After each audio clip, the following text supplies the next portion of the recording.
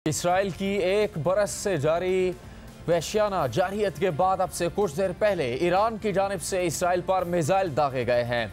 Iran का मौक़िफ़ ये है कि ये बदला लिया गया है इस्माइल हनिया और हसन नसरुल्लाह को कत्ल किए जाने पर, और ईरान की पासदाराने इनकलाब की जानिब से बयान जारी किया गया कि अगर इसराइल ने कोई मज़ीद कार्रवाई की तो उसका भी जवाब दिया जाएगा। जबकि इसराइल का मौक़िफ़ इस सामने आ चुका है कि ईरान को इस हमले की भारी कीमत चुकानी पड़ेगी। पिछले चंद हफ्तों में ही ये बड़े वाक़यात पेश आए जब इस्माइल हनिया हमास के सरबराह उनको ईरान के दारुल हुकूमत तेहरान में निशाना बनाया गया, जिस वक्त वो ईरानी सदर की तकरीब अहल बरदारी में शिरकत करने के बाद वहाँ पर तेहरान में मौजूद थे। उसके बाद इसराइल की जानिब से लबनान पर भी चढ़ाई की गई, चूँकि हिज़्बुल्लाह की जानिब से भी इसराइल के ख़िलाफ़ कार्रवाइयाँ की जाती रही हैं, और इन्हीं कार्रवाइयों को आगे बढ़ाते हुए इसराइल की जानिब से हिज़्बुल्लाह के सरबराह हसन नसरुल्लाह को निशाना बनाया गया और 27 सितंबर को उनको शहीद कर दिया गया। अब उसके 4 रोज़ बाद आज 1 अक्टूबर को निशाना बनाया गया है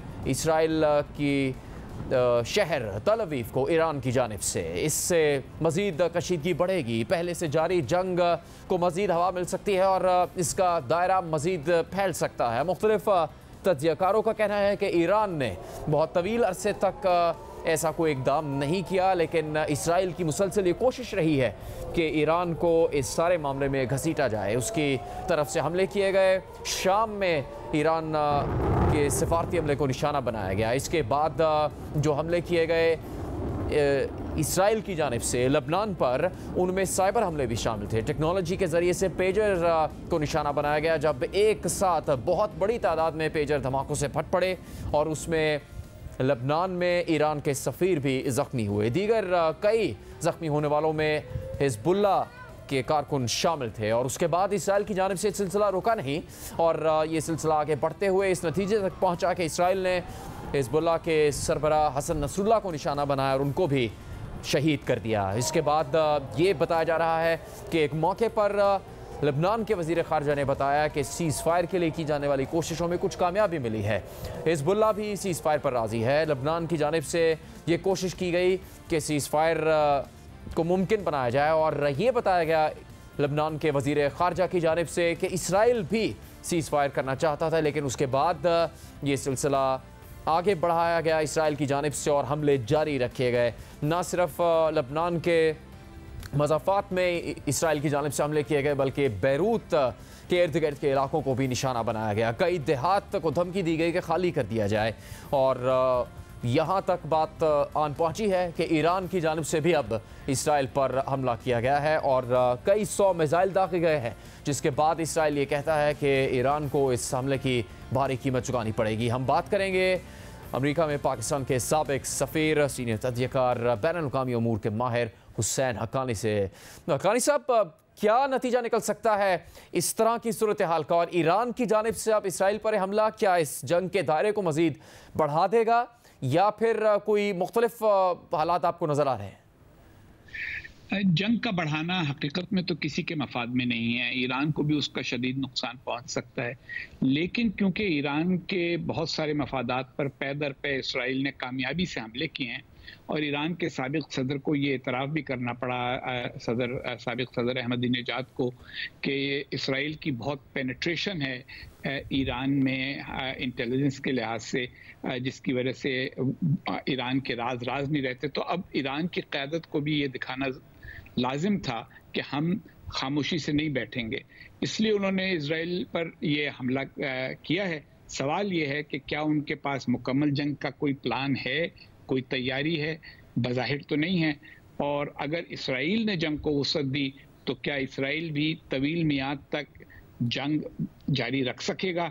मेरा ये ख्याल है कि चंद रोज़ के शोर शार के बाद और लबनान के जुनूब में थोड़ी बहुत जंग होने के बाद मामलात कुछ बातचीत की तरफ बढ़ना शुरू होंगे।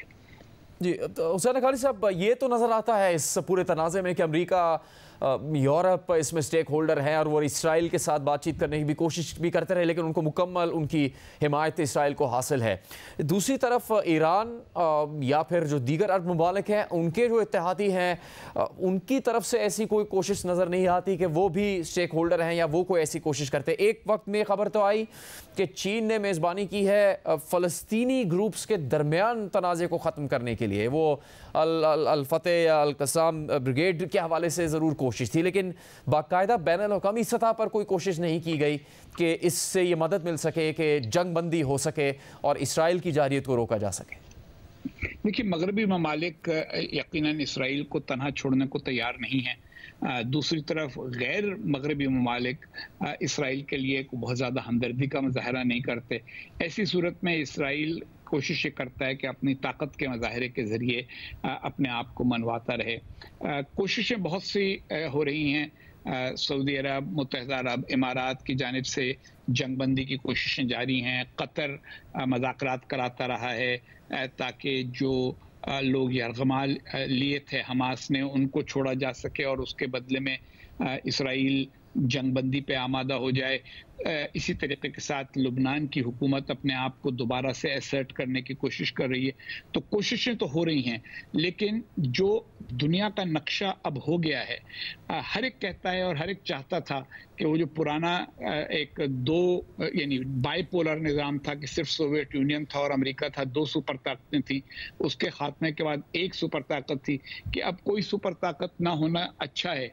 लेकिन उसका मनफी पहलू ये है कि जब बहुत सी ताकतें दुनिया में मौजूद हों तो उनमें से हर एक अलग अलग तरीके के साथ एक्ट करता है और लगता ये है कि जैसे सब कुछ एक समत में नहीं जा रहा। हुसैन हक्कानी साहब, अब जब ये तनाज़ा जारी है, इसराइल की जारियत जारी है फ़लस्तीनियों पर, फिर लबनान पर, ईरान में भी उनकी तरफ से हमले किए गए, शाम में भी हमले किए गए, तो ऐसे में अरब वज़रा ख़ारिजा की जानिब से सवाल उठाया गया कि हम तो अमन चाहते हैं, लेकिन इसराइल की एंड गेम क्या है? तो आपकी नज़र में क्या हो सकती है? क्या वो ये एंड गेम है कि किसी भी ख़तरे को ख़त्म किया जाए जो कि इसराइल के बतौर रियासत वजूद के लिए ख़तरा हो, या फिर इससे ज़्यादा उनके अज़ाइम हो सकते हैं? मेरा ये ख्याल है कि इसराइल ये साबित करना चाहता है कि अगर ताकत का इस्तेमाल की जाएगी उसके खिलाफ, जैसा कि 7 अक्टूबर पिछले साल हुआ था, तो फिर इसराइल के पास भी ताकत है और इसराइल अपनी ताकत का मुजाहरा करेगा। लेकिन इसराइल एक छोटा मुल्क है, आबादी उसकी थोड़ी है, वो तवील जंग में बहुत ज़्यादा लोगों की अमवात बर्दाश्त नहीं कर सकता, उसका मुतामिल नहीं हो सकता।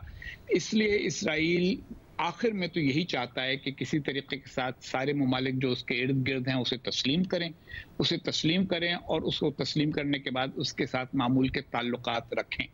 मसला सिर्फ ये है कि इसराइल में दो फरीक हैं। जो बहुत सारी सियासी जमातें इसराइल की हैं वो कहती हैं कि दो कौमी जो मसले का हल है, यानी एक फ़लस्तीनी रियासत बने, एक इसराइल रहे, उसको कबूल किया जाए और बात को आगे बढ़ाया जाए। और नेतन्याहू और उनके हलीफ ये कहते हैं कि नहीं, दो कौमी हल का मतलब ये है कि फ़लस्तीनियों का इसराइल के ऊपर हक तस्लीम किया जा रहा है। तो वो एक तनाज़ा अलग है, लेकिन इसराइल, मेरा ये ख्याल है कि सबसे हर वक्त जंग की कैफियत में नहीं रहना चाहता, नहीं रह सकेगा। हुसैन हक्कानी साहब, बहुत शुक्रिया।